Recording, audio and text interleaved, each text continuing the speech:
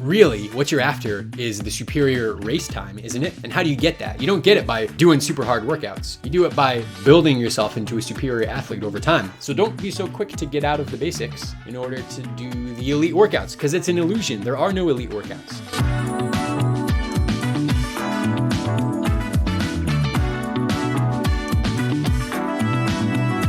Are you an advanced runner, an intermediate runner, or a novice runner? You probably aren't where you think you are. Because what is an advanced runner? Is an advanced runner someone who can qualify for Boston? Or maybe an Olympian? Or maybe a world record holder? It's all relative. Now I want you to celebrate your wins. I want you to feel good about your training, about who you're becoming. But we tend to give ourselves more credit sometimes than we should. Thinking that we are more advanced than we are stunts our growth. Oftentimes we want to jump into doing the workouts that we think we should do, that we see others doing, that we think are high level. Because we think that if I want to run a certain time in the marathon, for example, that I need to do those certain kinds of workouts, like the magic 20-mile run or the Yasso 800s or whatever it is, right? You're going to think that if you can do those workouts, that you're going to get the time that you want. And so we tend to rush in order to get to those advanced level workouts, the really long run, the really fast runs, the impressive times. I did my mile intervals in whatever time and they were really fast, so I'm ready. Or maybe you just pushed it too hard and should have gone slower, but for higher volume. And this is what elite runners do. This is what separates the elite runners. They actually do high volume of not as hard running. Still hard, but like just shy of maximum at a high volume. And novice runners tend to run moderately hard almost all the time and then really try to do hard workouts, but then burn themselves out and get injured and peak too soon and need to recover too much and need to taper because they're overtrained. Does that sound like something you've done in the past?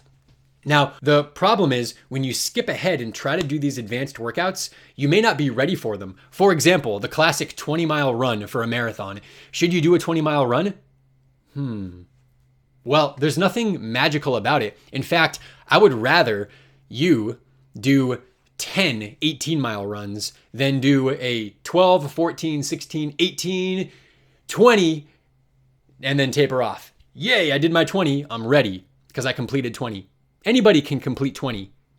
If you have a strong enough reason, you could roll, you could drag yourself, you could power walk. Completing 20 miles is not a magical thing. Consistently doing long aerobic training probably is. So you see how getting for that advanced workout because we think we need it could actually hold us back. I'd rather you be more conservative and run 16 miles every weekend and then a couple of 18s and then run the marathon. You're going to be far better.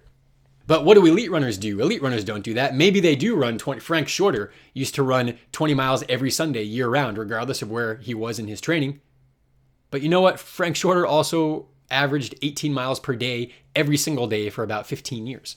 So 20-mile run isn't that big of a deal for him. What he did was he actually built up a really big foundation. This is what elite runners do. They spend a lot of time building up an incredible foundation. But what novice runners do is think they're building a foundation, but not really. They don't really spend enough time there. And they quickly get into interval runs, track workouts, marathon pace runs, and they didn't really build the foundation. And so they're never really going to get the result, the return, the booty of those bigger workouts. And so we often pretend to be a better runner and we do those workouts because we think we have to in order to get the result. But it's counterproductive. So instead, I invite you, I offer to you to humble yourself just a little bit and let go of needing to do the high level workouts because you don't. Nobody cares. Your friends don't care if you can hit those workouts or not. Your parents don't care. Your kids don't care. And you know what? Probably you don't care because really what you're after is the superior race time, isn't it? And how do you get that? You don't get it by doing super hard workouts. You do it by building yourself into a superior athlete over time. And then the faster race times are the natural result of that.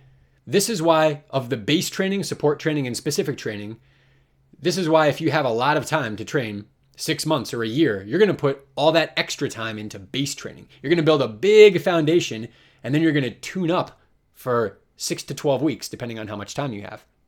Even elite runners do this. You don't see the world's best track runners and marathon runners training hard at marathon pace, big workouts all the time. They're running big volume a lot of the time, and they're touching on short speed, like strides. You can watch a video on that here. But elite runners, they build up volume and they touch on speed, but they don't do much in between. They're not doing big tempo runs and lots of big intervals and mile repeats and things like that. Not until they're getting ready to start to peak after they've built up a big foundation. And then instead of doing, 5 by 1 mile, they can do 10 by 1 mile. Or instead of doing a 10-mile marathon pace run, they can do an 18-mile or 20 or 22-mile marathon pace run. In 2011 at the Boston Marathon, the top 3 guys were under the world record. What did they do?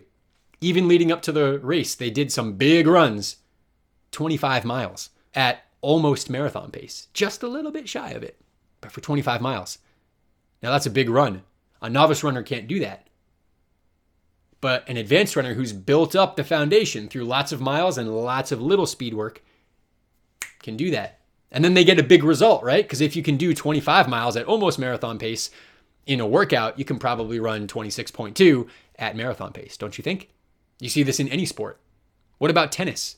Do the world's best tennis players practice their serve again and again and again and again, 100 times, 1,000 times, 10,000 times? Because they know the truth. That mastering the basics is what gets them to be elite. It's okay to be a novice. It's okay to build up your miles very slowly. It's okay to do lots of strides. Kenenisa Bekele, one of the greatest distance runners of all time, leading up to the Olympics in 2020, he was doing 30 100-meter strides at 4-minute mile pace 4 times per week. Now that's a lot. That's 12 miles worth of 4-minute mile pace running every week, but he was never tired. It was only 100 meters at a time. At his mile pace. He can run faster. He can run in the 340s for a mile. 15 seconds slower than he could hold for a mile, only for 100 meters. But he does it again and again and again and again and again and again and again and again and again. When was the last time that you did 30 strides? How about 30 strides every other day for an entire season?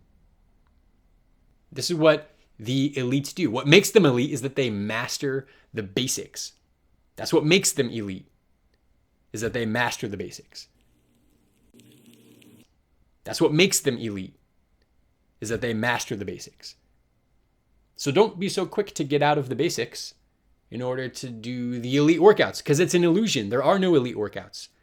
There's doing basics at a very high level and then sharpening that fitness by doing some high level. That's me sharpening the axe right there. Doing some workouts that are really big and very specific for the demands of the race. But don't take a tiny little axe and try to sharpen it, because you're going to take that tiny axe and make it smaller and smaller and smaller by sharpening it all the time, and you don't have that good of a tool. But if you have a giant axe, a sledgehammer axe, and you just sharpen it at the end, now you can do some damage. That's what elite running is. I hope you found something very useful there. If you did, give it a thumbs up, give it a share. Most importantly, give it a comment.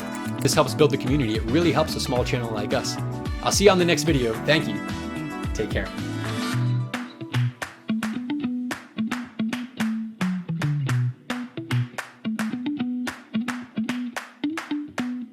Oh, the smell of the Boston Marathon. Oh, smells like Hopkinton. Oh, hey, I didn't see you there. I don't normally smell my shoes, but when I do, I smell them good.